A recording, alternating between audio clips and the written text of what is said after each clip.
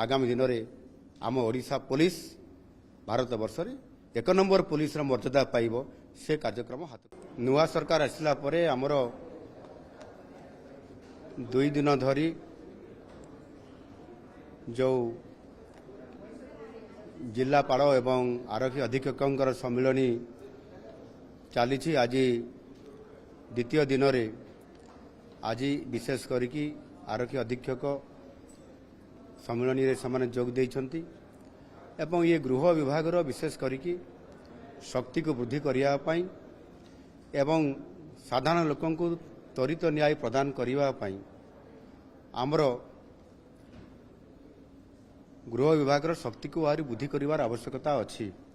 या को आधार करिकी आम सरकार मध्य बजेट रे अधिक व्यवस्था करूछंती एवं मु मध्य लोक माने किभली भाव रे न्याय पाई परिबे एवं लोक माने शांति रे निज अंचल रे सहवास माने शांति रे बास करि परिबे ये प्रकार कथा को विचार को नहीं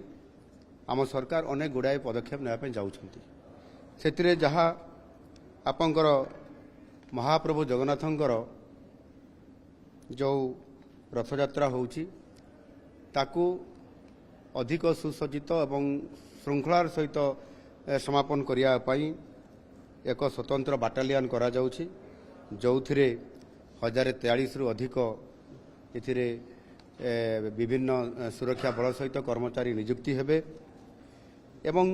होमगार्ड जहाँकि पुनर्नियुक्ति पाई निष्पत्ति आम सरकार नहीं ताकू त्वरित कार्यकारी करने विशेष करके पाखापाखि 2998 जन पुनर्नियुक्ति होमगार्ड क्षेत्र में करा जो थाना मानकरे वेहिकल नहीं 2 व्हीलर हो बा 4 व्हीलर हो एवं जो आयो माने विभिन्न प्रकार जिते फील्ड विजिट करुँच इनक्वारी करुँचे मोटरसाइकेल बा 4 व्हीलर नहीं ताकू अधिक शक्ति देवाई एवं ये इनक्वारी को गति बढ़ावाई से बर्तमान सबु थाना मानकरे ओडिशार 9000 मोटरसाइकेल प्रदान करने संपूर्ण भाव में निष्पत्ति हो सारी एवं प्रति थाना रे मध्य इमरजेंसी आपतकालीन काम करने हठात इमरजेंसी गोटे आसीगला सेते बेलू वेहिकल नहीं से ऑन दी स्पॉट को जीवापाई आईआईसी कौन सी समय जदि से 4 व्हीलर को निजे कि कहा ऑफिसर को दायित्व दे दी से गाड़ी नहीं से समय त्वरित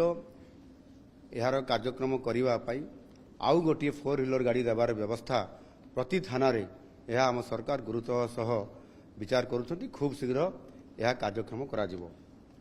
एवं आपंकर जो इमरजेंसी जोटा आमर अच्छी अधिक शक्ति वृद्धि करने से ERSS 1243 पदवी पूरण करा जिवो एवं विभिन्न मेडिकल कॉलेज मानकर विभिन्न समय अप्रीतिकर परिस्थिति होता कारण सेठी 10टी मेडिकल कॉलेज रे 10टी पुलिस फांडी बा आउटपोस्ट नूतन भाव में प्रतिष्ठा करा जाउछि एवं आपंकर प्राकृतिक विपर्यय समय अनेक समय ओड्राफ टीम रे बहुत बड़ गोटे भूमिका थाए एवं 20 यूनिट अच्छी आम सरकार पुणी आउ 10टी यूनिट प्रतिष्ठा करने जाउछंती ताहा मध्य आमर घोषणा हो सारी अल्प दिन भितर यह संपूर्ण भाव कार्यक्षम हम एवं प्रति जिले में गोटे गोटे ओड्राफ टीम यूनिट प्रतिष्ठा होउछि एवं आ गोटे बड़ कथा है ओडिशा स्टेट स्ट्राइकिंग फोर्स जोटा कि OASF कह जाउछि ताहार बहुत आवश्यकता था ता 3टी बाटालियन नुआ भाव में गठन करा जाउछि यह करने द्वारा विशेष करी पुलिस जो थीम अच्छी सेवा और सुरक्षा ये कार्यक्रम को सफल करने हेले तांकर शक्ति को एवं तांकर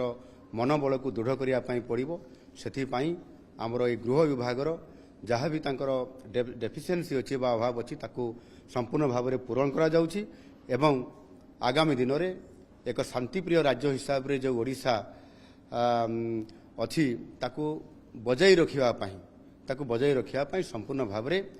आम पुलिस विभाग ओडिशा पुलिस सक्षम अच्छी आगामी दिन में आहुरी अधिक शक्तिशाली है भारत वर्ष में जेभली भाव में यह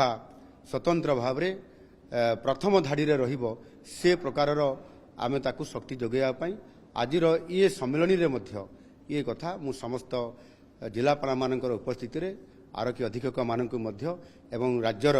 ଉଭୟ ବିଭାଗର ବରିଷ୍ଠ ଅଧିକାରୀମାନଙ୍କର ଉପସ୍ଥିତିରେ ତାଙ୍କୁ ମୁଁ ପରାମର୍ଶ ଦେଇଛି ଏବଂ ନିଶ୍ଚିତ ଭାବରେ ଆଗାମୀ ଦିନରେ ଆମ ଓଡ଼ିଶା ପୋଲିସ ଭାରତବର୍ଷରେ 1 ନମ୍ବର ପୋଲିସର ମର୍ଯ୍ୟାଦା ପାଇବ ସେ କାର୍ଯ୍ୟକ୍ରମ ହାତକୁ ନେଉଛି।